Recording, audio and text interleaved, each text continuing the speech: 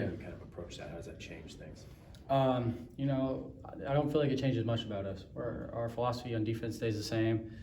You know, we first thing we're going to do is we're going to kill a run, and then it turns into what it is. And I think it's a different point, more balanced, so more disciplined eyes. But I think the guys are going to handle it fine. It's been looking good so far. What have you seen out of their running? I think he's got more all-purpose yards than anybody in his career. Number 15? Yeah, Cooper. Or whatever. I think it's Cooper. Yeah, No, he's a really good back. Yeah. You know, a lot of props to that guy. You know, he's a physical guy. He can find the open gap. He can squeeze through tight holes. It's really good. I think it'll be a really fun game. You know, yeah, I think he's a really good running back. But like I said, it's not gonna change anything about us. We're just gonna play our defense. How does it help having gone up against Jim and Hank and for a month? I think that doesn't hurt, right? No, that doesn't hurt at all. I mean, you guys saw what Jim and Hank can do. Yeah. I mean, those guys they're dudes, man. And yeah, it's awesome to be able to prepare for a back like this. Similar back, you know, stocky guy who can get loose, does it all kind of. And I think Jim and Hank have set the tone for how we need to play the run. I know for you guys as a secondary, creating more takeaways and just creating more havoc has been a big point of emphasis. And yeah. How nice is it to just get those 2 interceptions in week 1? No, it was awesome. You know, seeing Skylar get his pick was awesome. And then getting mine was cool, but you got to give credit to the D-line and the linebackers. Like, my pick doesn't happen unless Aiden pressures the quarterback and makes that hit. So all credit to him. Honestly, that quarterback just threw the ball up, and that's what he had to do, and Aiden caused that turnover for us. So big shout out to them and the D-line. I mean, you guys saw TC. He had 7 pressures. I mean, the guys are getting back there, so it's awesome to see that. Take us through.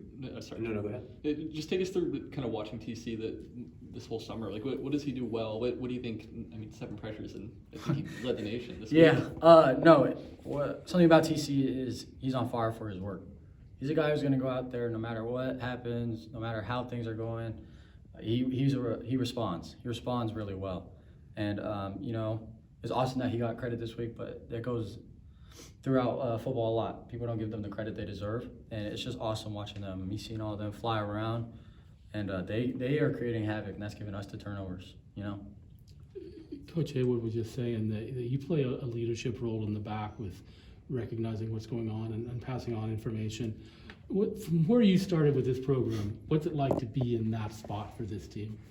It's an honor. You know, I watched guys like Jaden Grant, who people always talk about it and say like, oh, he was never a big guy, he's never fast, none of that. But you watch him on the field and he flies around, he's making plays, and it's his preparation. So I think something they preach here heavily at Oregon State is preparation is what causes separation, and I think that's dead on. I think you know, I had a lot of good role models to look up to. You know, people who are in the film room all the time. It's second nature to like pick up on things and instinct. You have that football IQ that comes in. And now I just think, you know, I watched a lot of football while I've been here, and I think it's my turn now. You brought up the turnovers. How do you guys recognize those behind the scenes? Do you do anything in film review, or is there anything as a defense where you guys, I don't know, give each other props or hand something out? It's like something stupid that you guys Yeah, we just started this year with Coach Chance. We got turnover shirts, like takeaway shirts. Okay. And so me and Skylar got one, but I'm pretty sure Aiden and TC got them too for causing them. Okay. Like I said, it's a full game. It's a whole unit type of thing. Like, I mean, that quarterback rolls out and he has time. He can make a better throw.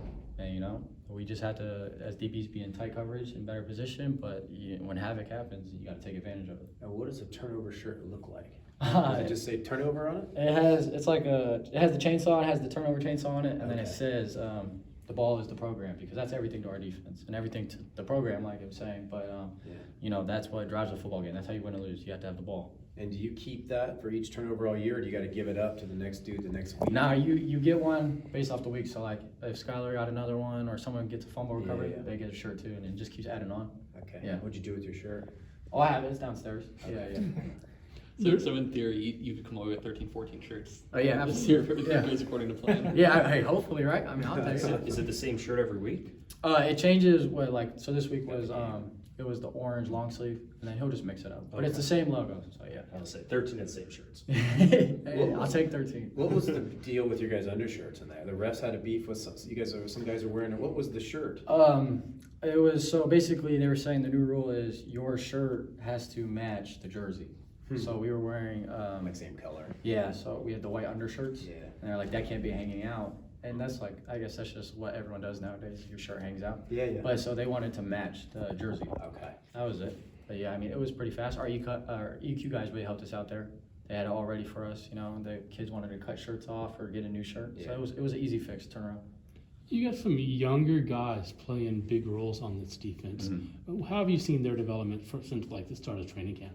No, it's been awesome. You know, it's a thing of beauty, to be honest, because being so young and you have to step up, there's a lot of pressure that gets put on you, and people don't always understand, like, freshmen are no freshmen.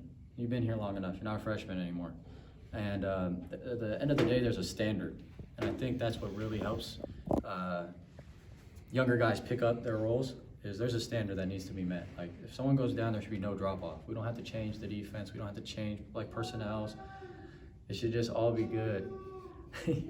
But nah, yeah, the young guys, it's been awesome to watch. You know, they're very strong with their accountability.